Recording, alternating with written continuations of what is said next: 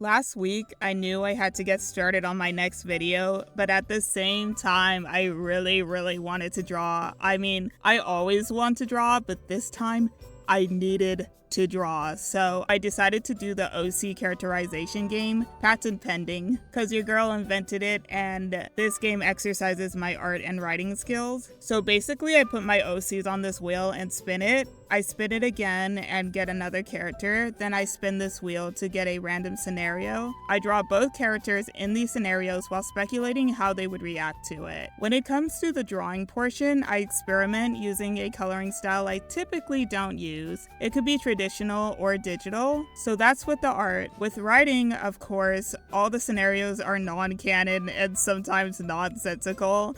And that's what makes it kind of fun. It's a type of writing prompt, if you will. Plus, a lot of you say that you get writing ideas from listening to me talk about my OCs, so I hope this helps you get your creative juices flowing. Oh, and on this wheel, I excluded Gioni and Emmett because honestly, I'm freaking tired of drawing these two. I draw them so much for my videos and my web novel, and I don't want to see them again. Like, I don't want to see their faces, like, at all. Even though I know that's, like, totally inevitable, they're always lurking, but man, I'd rather make simple birthday artwork for this scammer's daughter than draw Gioni and Emmett again. But I digress. Let's get to see our first victims. Okay, we got all the lesser known characters from my book. Let's see who we got. The first spin.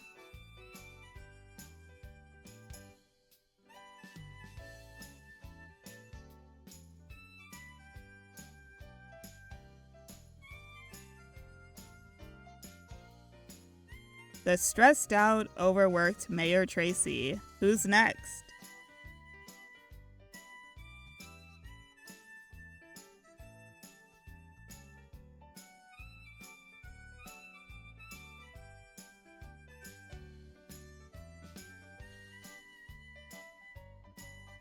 This energetic and enthusiastic humanitarian, Agent DeMarco. This freaking face always kills me. This is a side tangent, but when I was making my visual novel, I accidentally made his face too big on the screen, which actually scared my sister. But anyways, let's see what scenarios they end up in.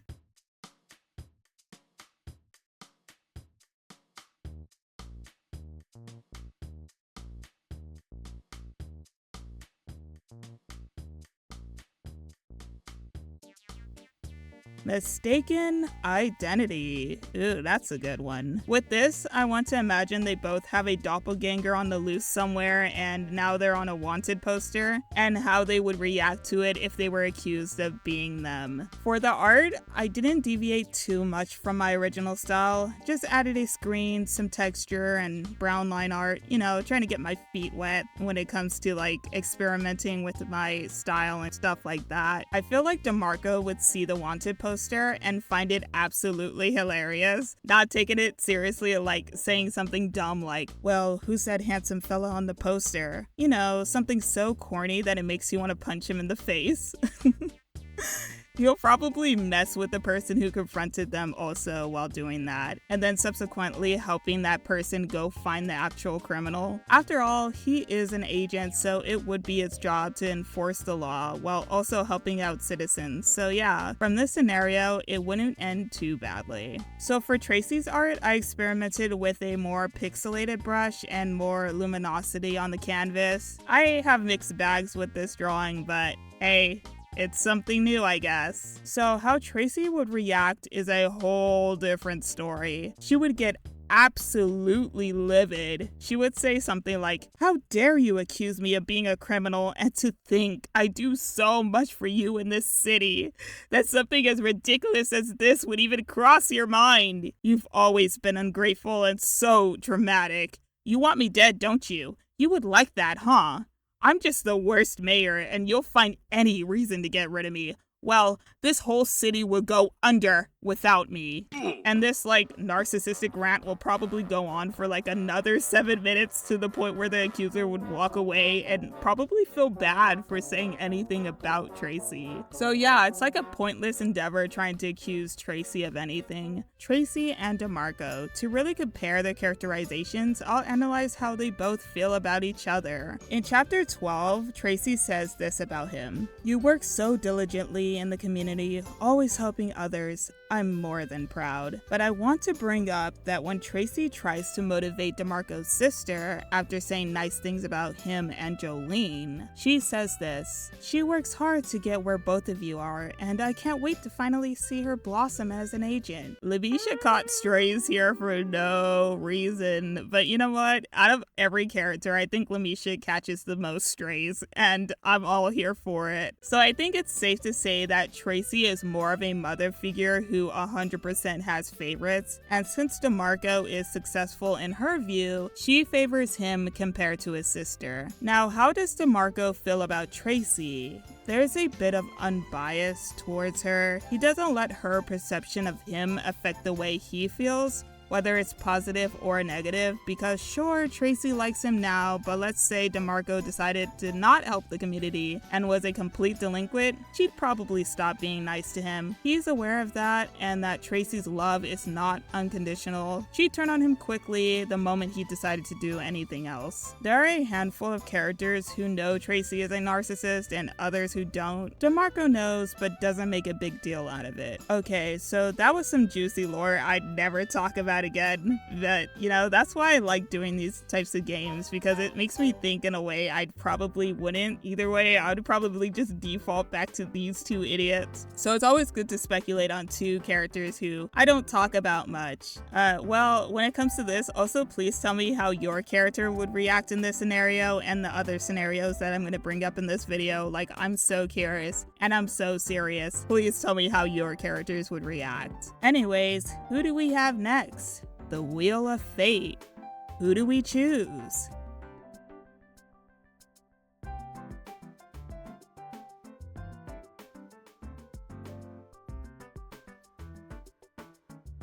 Hippie girl. Okay, who's next?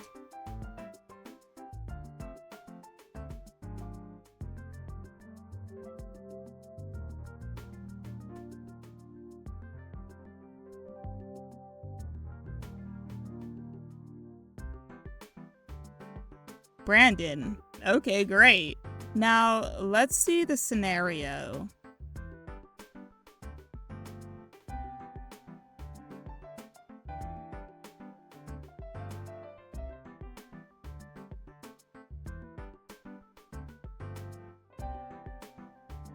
These two are wrongly accused of a crime. Ugh. What the literal heck is going on here? First these two get accused, now Brandon and Hippie Girl get arrested? This is like the Red Scare of the TTA universe. Anyways, I had the urge to draw traditionally today, but I also didn't want the consequences. So I drew the sketch on my iPad and then printed it out on watercolor paper to paint on top of that. Yeah, I cheated. What are you gonna do about it? Honestly, I haven't painted with watercolors in about 5 years, so I was so scared. Surprisingly, it was like riding a bike. It was complete muscle memory, and I didn't have to print out a new sketch after all. And that's a good thing, because I don't have a lot of watercolor paper left, and I definitely don't have a lot of printer ink left. Anyways, if Hippie Girl was accused of a crime, she'd get incarcerated so freaking fast. Like, no trial, like just straight to jail. She was a former criminal that's been to jail already, so this is not her first rodeo. I can imagine the conversation going like, "Ah, so you finally caught me for the robbery 6 years ago." And Lamisha's like, "No, we are arresting you for wire fraud." And I don't think that Hippie Girl is tech savvy enough to commit wire fraud, so then I can imagine she has to fight against a crime she didn't commit, plus the one she accidentally confessed to. That's her level of stupidity. She'd probably let all hell loose trying to prove her innocence anyways, because she embodies everything terrifying about extroverts. She is the scary extrovert character. She has little to no shame in anything she does. Okay, I drew this with alcohol markers. The scary part about alcohol markers is that you either have the color you need or you don't. And before you say, Actually, you can blend them. I'll have you know that I don't like having dirty markers. You do you, Bill, but for me, I am not having dirty marker tips. I am not about that dirty marker life. Anyway, for Brandon, he's the complete opposite. He's like a goody two-shoes, so if he was arrested for wire fraud, I could imagine him not questioning the authority. Like, he'd freak out internally, but he'd allow himself to get arrested without putting up much of a fight, and that's how much loyalty and faith he has in authority. And I'm sure he'd inform someone that he didn't commit the crime, and people would definitely believe that, yeah, he didn't commit the crime and start an investigation. It's like, okay, Brandon is that much of a good kid. Like, why would he commit wire fraud? Like, he wouldn't even put soda in his water cup at McDonald's, let alone do any big crime like that. Like, for this character, it's not out of the realm of possibility for him to commit a crime, but for him to commit a crime, his emotions for something or someone has to be pushed to the extreme. I bet you though, like, I bet you this corrupt government would excuse Brandon and somehow blame hippie girl with like with like zero evidence. And that idea alone is so funny and sad to me. So, hippie girl versus Brandon. Let's see how they feel about each other. Usually I like to reference my book for character viewpoints, but I think my visual novel is a better source somehow for this. Yeah, this is actually really weird. We're citing the frickin' visual novel, guys. It's all downhill from here. Oh my god. So when Joni brings up that she's hanging out with hippie girl, Brandon instantly frowns. I mean, look at that face, guys. He then offers her pepper spray just in case. That's absolutely insane. So I guess we can assume that Brandon is somewhat scared of her and clearly thinks of her as nothing but a dangerous criminal. And in the same visual novel, we have a scene that is not canon. Sorry, but it has some useful character analysis points. So basically, Joni ditches hippie girl to hang out with Brandon, and hippie girl is so pissed that she breaks into Brandon's room with a bat. She calls Brandon a slave and a sheep to the system. I'm sorry. And I swear this quote is so funny to me. Like, Brandon, you need to take the red pill, Brandon. Why did you take the blue pill, Brandon? Why? Have you read Jordan Peterson? It'll change your life. in all seriousness, hippie girl would never usually say something like this, but in this scene, she was just really, really angry and upset and emotional, and she let her true feelings spill out. At this moment, she thinks of him as a stick in the mud. He's very prim and proper. He's docile and compliant with society, and that bothers her. These two are not friends, but they do have a common friend who acts like the glue to their relationship. They'll definitely grow to like each other over time, and if not that, at least tolerate each other. But it's a long, tedious journey with plenty of ups and downs. Okay, so good job, Random Wheel, for choosing these two. On to the next victims. Okay, who's it gonna be?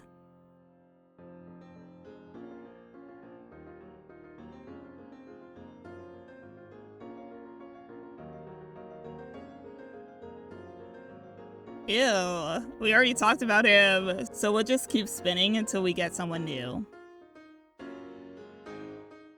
Okay, so we got the bi-species, gender fluid politician, Skyler. We literally haven't talked about them on this channel. I think I only briefly brought them up for 1 second in the naming video, and that's it. But okay, who's next?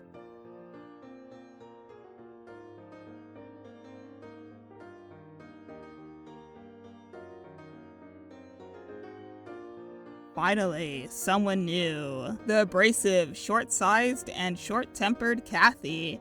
And on to the scenario.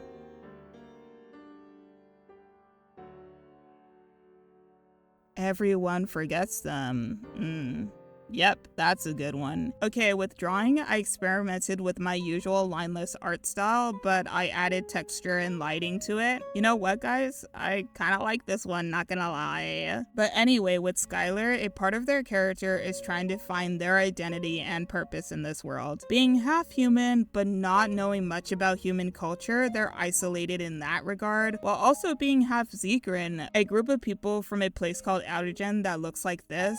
Well, despite being raised by Zegrins and being half Zegrin themselves, Skyler looks more human, which in turn creates another form of isolation. And on top of that, there's the struggle of not fully being able to explore their gender expression due to them literally being a public figure and politician. I think throughout the story, being a politician is slowly eating away at their mental health, and I feel so bad for this character. If Skyler was suddenly forgotten, I think they'd probably enjoy the fresh start. With the golden handcuffs completely off, I could imagine them truly enjoying their own company, starting to feel better about their own isolation and finding new hobbies to enjoy by themselves without having to worry about other people, not caring about others' perceptions of them, giving more time to explore both cultural clothing from the human side and the Zegrin side, and being able to wear male presenting and female presenting clothes freely without any weird career consequences. Now, with this coloring experiment,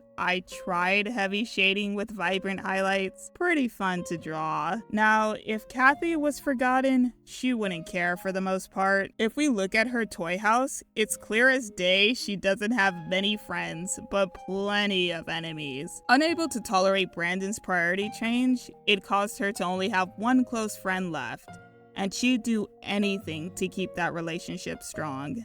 Anything. And said relationship is with Gioni. I can't get away from this character, can I? But yeah, Kathy would be devastated if Gioni forgot her, and she'd probably spend 90% of her time rebuilding that relationship. Now, one phrase that I love to define while talking about Kathy's characterization is that she's the friend who walks on the grass. And if you don't understand this image, I think you're too much of a popular kid to be on this channel. This channel is exclusive for losers only. But Kathy, for sure, walks on the grass. I think you notice too that she's in a lot of my videos, but she doesn't react or do much. And a lot of that is because she doesn't want to rock the boat when it comes to her friendship with Gioni. She's either very unbiased in the situation or just sides with Gioni over Emmett when it comes to any disagreement, even when it's obvious that Gioni's ideas are 10 times worse. She is in a lot of one-sided relationships as well, where she really hates someone or really likes someone with absolutely no in-between. She hates Brandon, she hates Hippie Girl, she hates Lamisha, and she especially hates Emmett. Basically anyone who is somewhat close to Gioni, she hates them. But if you were to ask them if they hate Kathy back, it'd be an uncaring shrug because, like, I don't know, she's kind of irrelevant.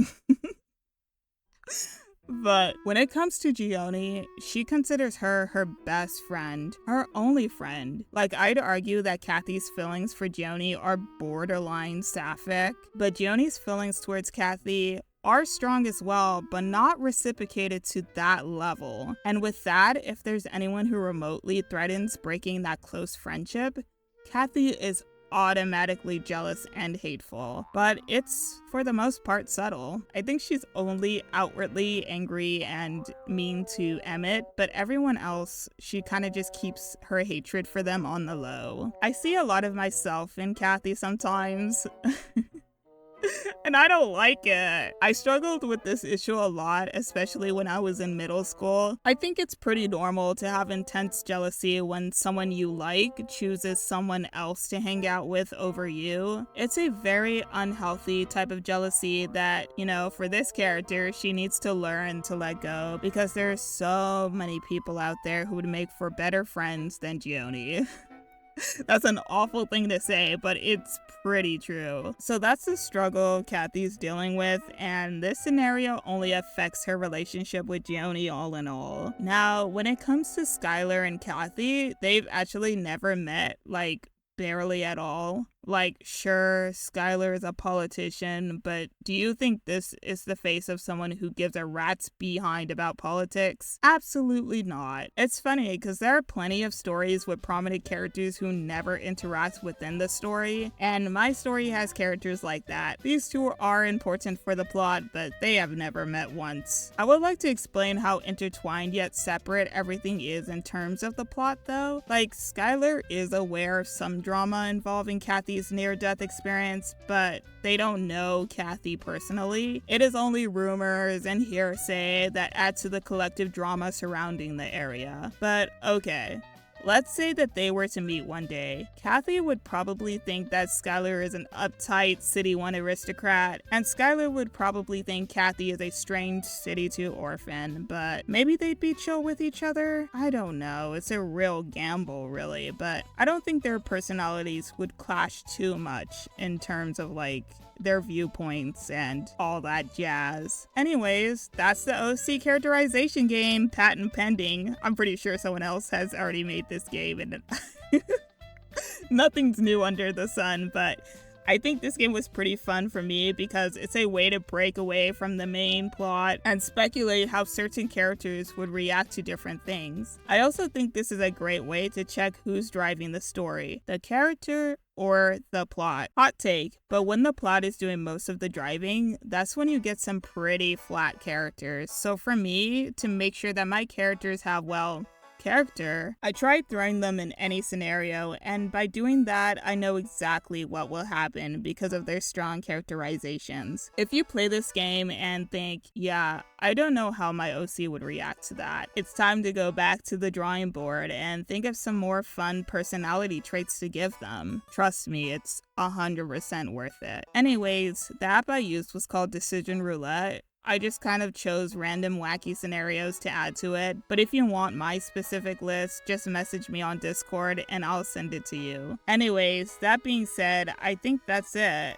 Like, yeah, that's the video. Check out my book 2152, the Trifold article. It's both illustrated and animated, sci-fi and adventure. I've been talking about these characters all video, and luckily for you, they're all featured in that book. So if you're curious about any of them, my website will be linked below, as well as the newsletter. I have a Discord for artists and writers that'll also be linked below. Like and subscribe and whatever, that is much appreciated. Have fun while creating today, and I'll see you guys later.